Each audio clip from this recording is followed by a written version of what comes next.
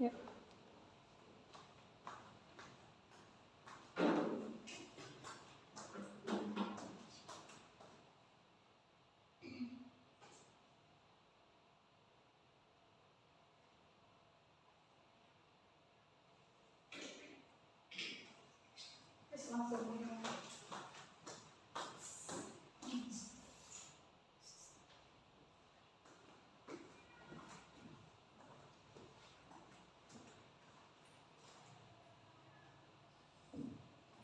Assalamualaikum warahmatullahi wabarakatuh. Waalaikumsalam warahmatullahi wabarakatuh. Nah, gimana kabarnya anak? Alhamdulillah baik, Bu. Oke. Sebelumnya coba Mbak Gina tolong dipimpin dulu baca doa. Berdoa mulai. Bismillahirrahmanirrahim. Raditu billahi rabba wa bil islami dina wa bi Muhammadin nabiyya wa rasulah. Rabbi zidni ilma warzuqni fahma. Amin. Selanjutnya Ibu absen dulu ya. Coba yang hadir silahkan tunjuk tangan dulu. Dina Arzaki, Hadir, Bu. Faina Sofiati, Hadir, Bu. Melia Saputri. Hadir, Bu. Oke, hadir semua ya. Nah, coba di sini Ibu mau tanya, masih ada nggak yang ingat tentang materi kemarin? Ayo, coba. Tidak ingat. Ayo, Dina, ingat nggak? Inta, ayo ingat nggak? Tidak ingat. Bu. Nah, jadi kemarin itu kita mempelajari tentang Khulafaur Rasyidin. Nah, Khulafaur Rasyidin adalah pemimpin yang memimpin umat Islam setelah masa Nabi Muhammad itu. Oke, selanjutnya kita langsung masuk ke materi kita. Nah, hari ini tuh kita akan mempelajari tentang ikhlas, sabar, dan juga pemaaf. Di sini sebelumnya Ibu akan memberitahu kalian tentang tujuan dari pembelajaran hari ini.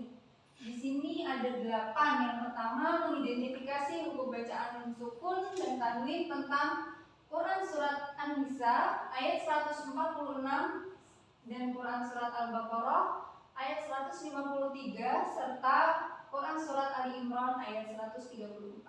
Kemudian yang kedua adalah menjelaskan hukum bacaan nun sukun dan juga tanwin tentang surat-surat yang telah disebutkan di atas.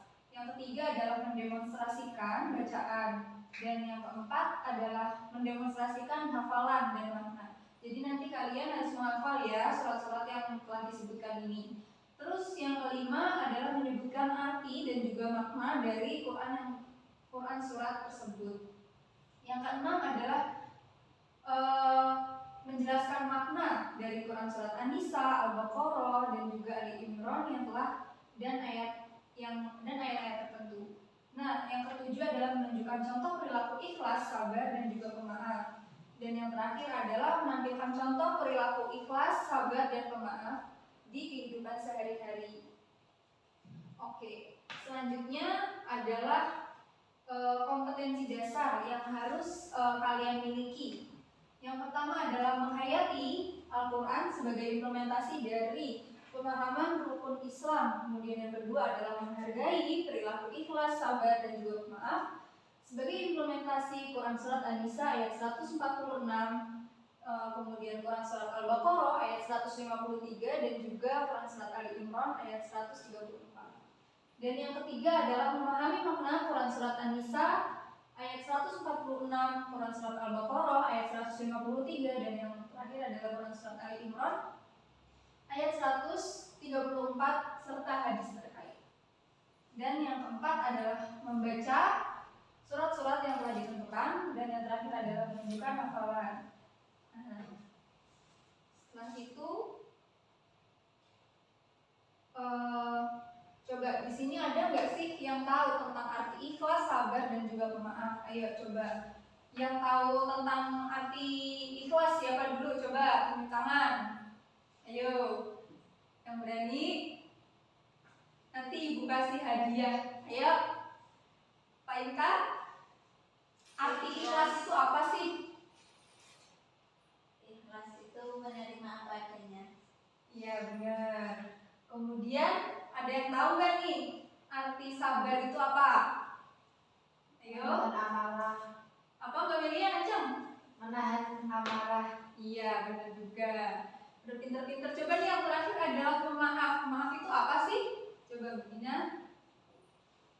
Pemaaf. Pemaaf adalah, ayo coba bisa nggak kasih tahu artinya atau contohnya deh gitu dalam kehidupan sehari-hari. Ayo. Contohnya kita kecilin teman terus kita maafin. Iya benar. Jadi ikhlas, sabar dan pemaaf itu adalah beberapa contoh perilaku terpuji ya yang harus kalian implementasikan atau terapkan di kehidupan sehari-hari. Gitu. Selanjutnya di sini ibu ada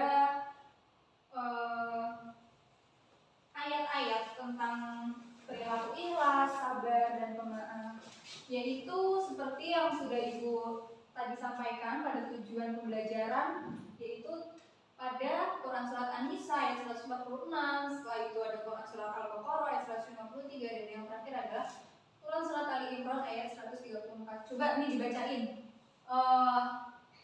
surat yang pertama, Surat An-Nisa ayat 146. Coba Aina.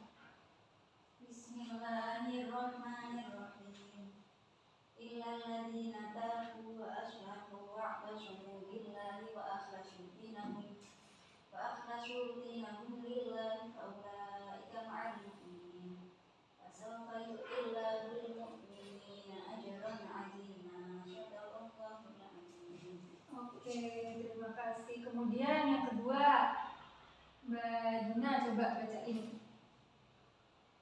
Al-Baqarah ya. Iya. Bismillahirrahmanirrahim.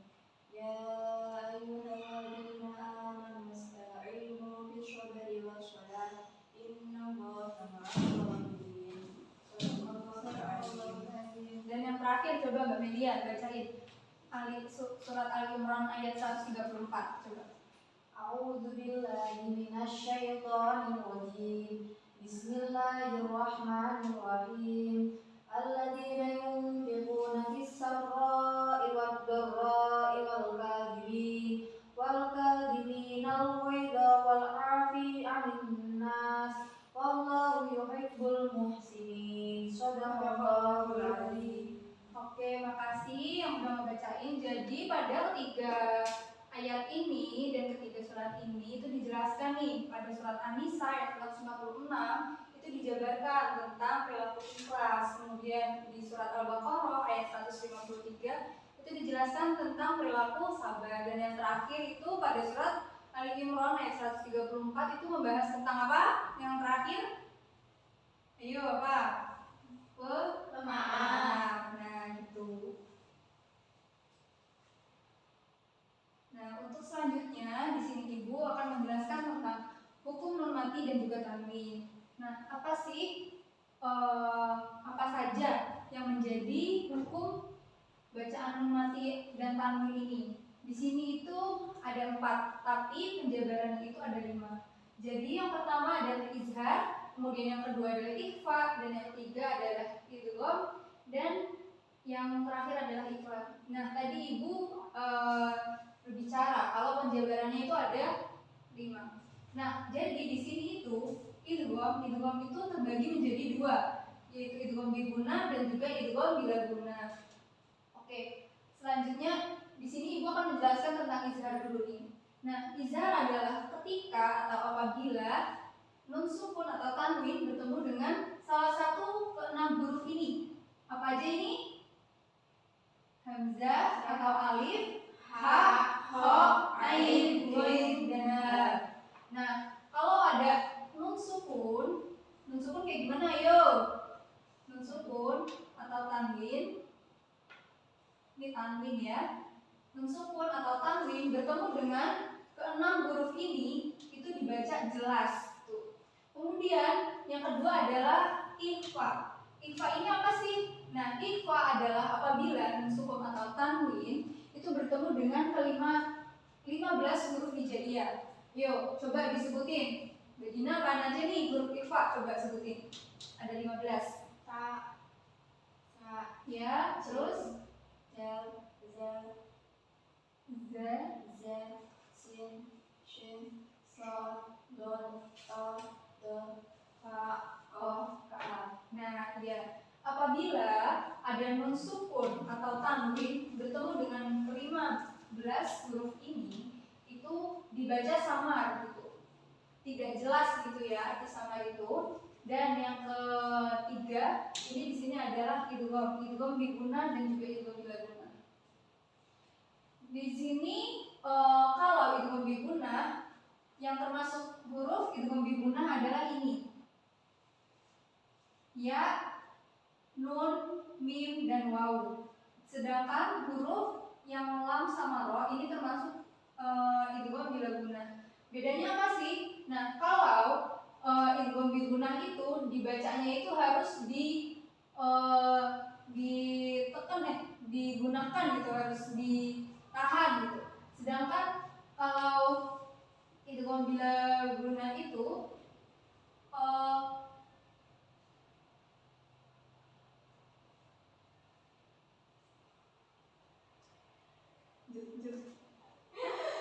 kemudian yang terakhir adalah iklab. Iklab adalah ketika nun sukun atau tanwin bertemu dengan huruf ba. Jadi dibacanya itu kayak gitu. Nih, ibu akan memberikan contohnya. Nah, di sini ada contoh-contohnya ya. Yang pertama adalah izhar. Izhar tadi ketika nun sukun atau tanwin bertemu dengan huruf apa aja? Alif, ha, ho, ain, ghain, dan ha. Di sini nun mati itu bertemu dengan huruf apa ya ini? Alif. Bertemu dengan huruf alif. Nah, maka dibacanya jelas, yaitu min aqqari. Nah, dibacanya itu min ya, jelas gitu. Kemudian di sini ada ikhfa. Nah, coba di sini contoh yang ketiga itu adalah apa nih? Coba sebutin. Mbak Melia apa? Nun mati bertemu huruf qaf. Nah, dibacanya itu apa sih kalau ikhfa itu? Samar. Coba dibaca ini gimana bacanya? Min Qablika. Nah, betul. Di sini itu kemudian selanjutnya adalah idgham. Idgham apabila nun sukun atau tanwin bertemu dengan huruf apa aja? Ya, nun, mim, waw, lam, ro. Nah, tadi yang huruf idgham biguna itu apa aja? Ya, nun, dan mim, dan waw. Sedangkan huruf yang idgham bila guna ada dua. Apa aja tadi? Lam, dan ro. Nah, di sini coba lihat ya pada contoh ketiga itu ini ada apa nih namanya nih kayak gini. Tanwin bertemu dengan huruf lam. Nah, di sini itu termasuk hukum apa nih? Nah, betul sekali. Nah, kalau yang iklab pasti udah tahu ya, kalau nun mati itu bertemu dengan ba. Jadi dibacanya itu mim ba'di gitu. Oke. Nah, pada ngerti ya? Ya, yuk, pada ngerti gak? Ya, Bu. Oke. Selanjutnya kita akan membahas tentang hukum mim mati. Kalau tadi itu hukum apa, anak-anak? Nun mati. Nah, sekarang itu hukum mim mati. Kalau hukum nun mati tadi dibedakan menjadi 5, yaitu izhar, ikhfa, iklab, dan juga idgham, biguna, dan bila guna. Kalau hukum mim mati itu ada 3 aja. Yang pertama adalah ikhfa syafawi, kemudian yang kedua adalah idgham mimi, dan yang ketiga adalah izhar syafawi. Nah, kalau izhar ikhfa syafawi itu apabila nun mati bertemu dengan huruf ba. Itu dibaca samar. Contohnya ini.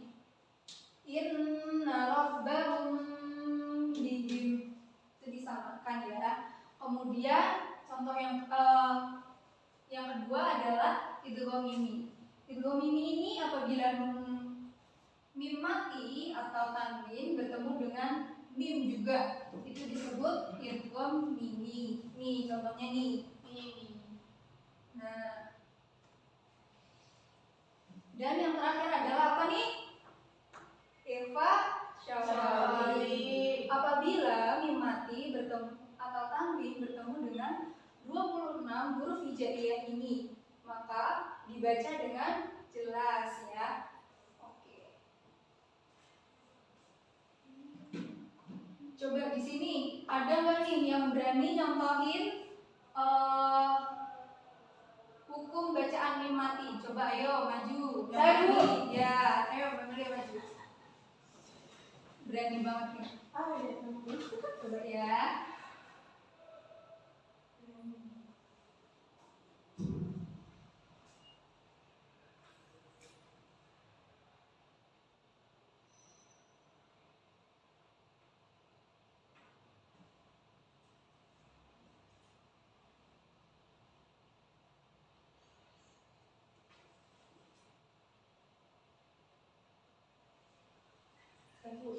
Iya, makasih. Ayo, ada lagi nggak nih? Aku, ya, ayo Dina.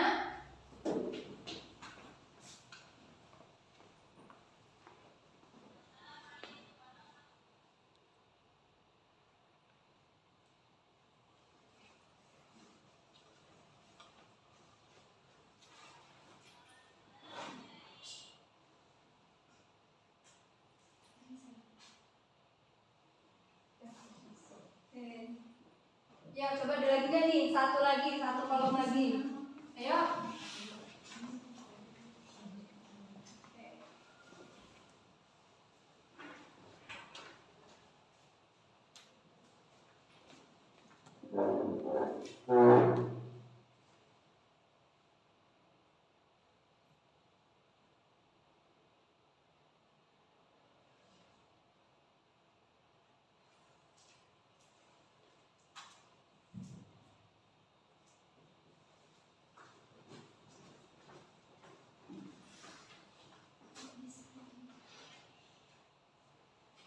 Ya, makasih. Nah, di sini kenapa nih Melia kok nyebutin kalau ini termasuk idgham mimi? Coba jelasin. Karena mim sukun bertemu dengan huruf mim, Bu. Oh iya, benar banget. Karena apa? Mim sukun atau mim mati bertemu dengan huruf mim atau mah ya. Nah, di sini selanjutnya Dina, kok alhamdulillah disebutnya izhar syafawi. Kenapa nih? Karena mim sukun bertemu Ya, iya benar banget. Karena mim mati atau mim sukun bertemu dengan huruf dal. Yang terakhir, nih, Painta coba sebutin alasan kenapa kok ini termasuk ikhfa syafawi. karena mim mati bertemu huruf ba, Bu. Iya benar banget. Ini udah pada paham ya kayaknya. Oke, selanjutnya di sini coba ada yang tahu nggak nih contoh dari Quran surat An-Nisa ayat 146. Itu kan menyebutkan atau memiliki kandungan tentang ikhlas. Nah, coba ada yang bisa mencontohkan gak nih? Ikhlas di kehidupan sehari-hari itu contohnya kayak gimana? Coba, ayo. Ayo. Ada yang mau mencontohkan? Coba. Pak Inta, Dinda, Media. Ayo. Ya mungkin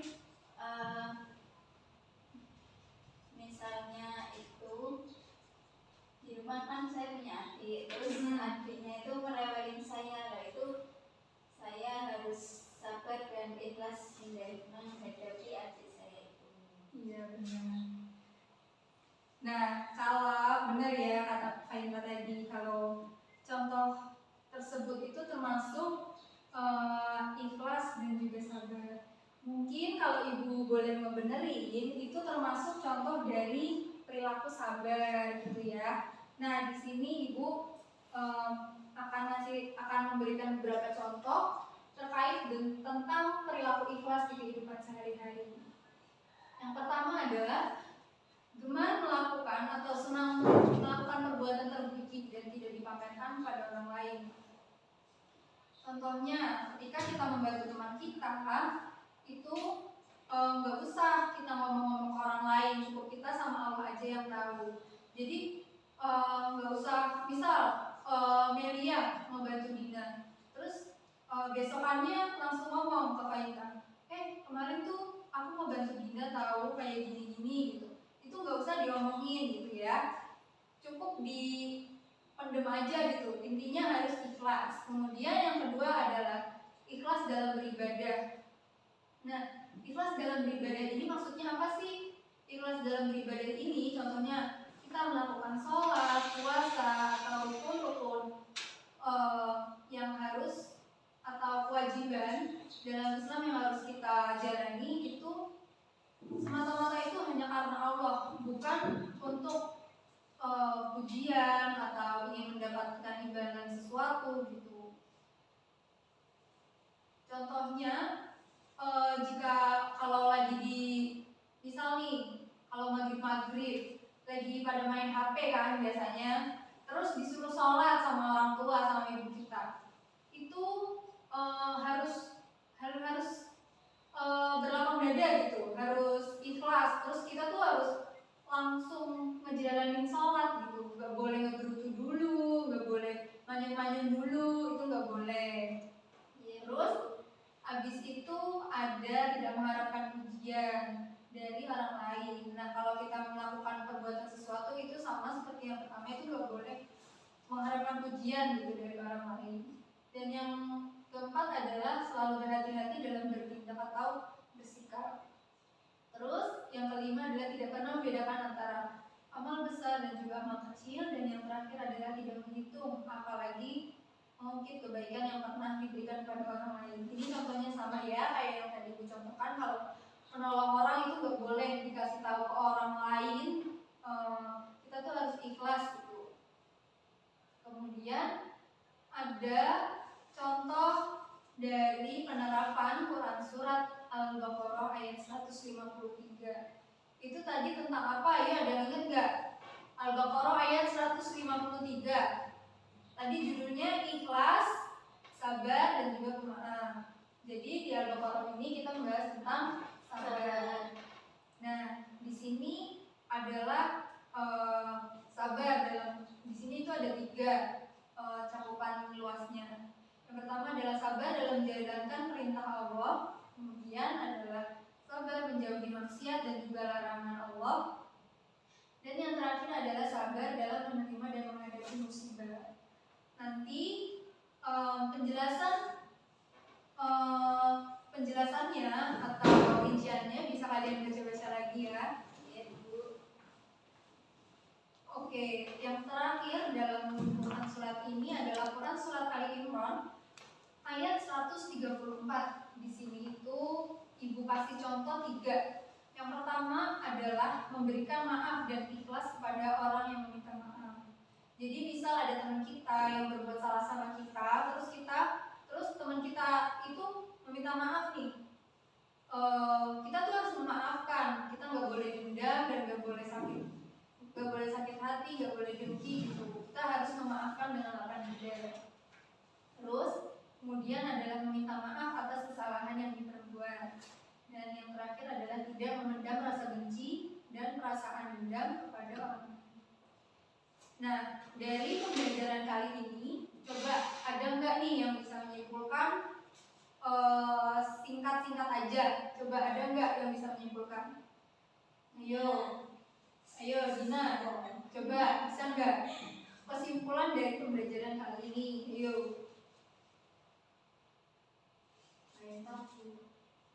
Ayo, kok tunjuk-tunjukkan? Ayo Melia.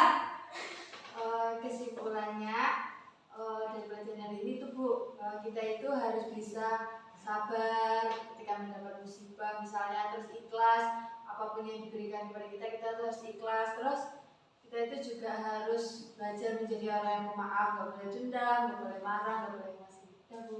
Iya benar.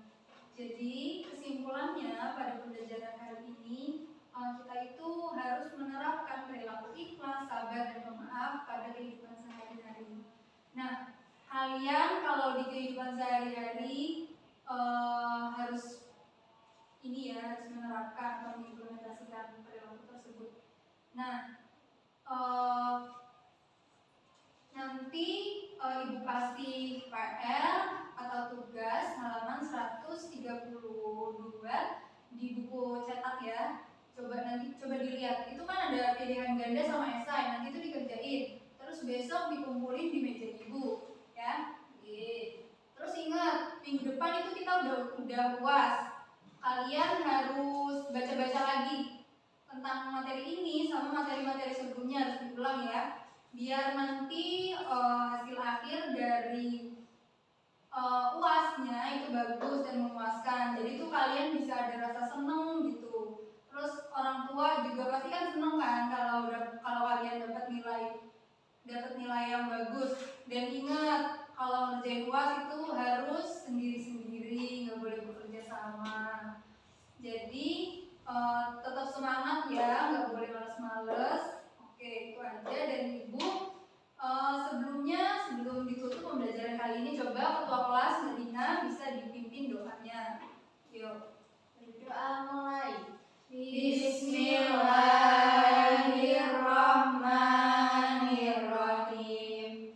Wal asri innal insana lafi khusrin illa alladziina aamanu wa 'amilus sholihati wa tawassaw bil haqqi wa tawassaw bis sabr. Sadaqallahul Oke. Dah, sekian dari Ibu ya. Terima kasih udah tertib kali ini. Wassalamualaikum warahmatullahi wabarakatuh.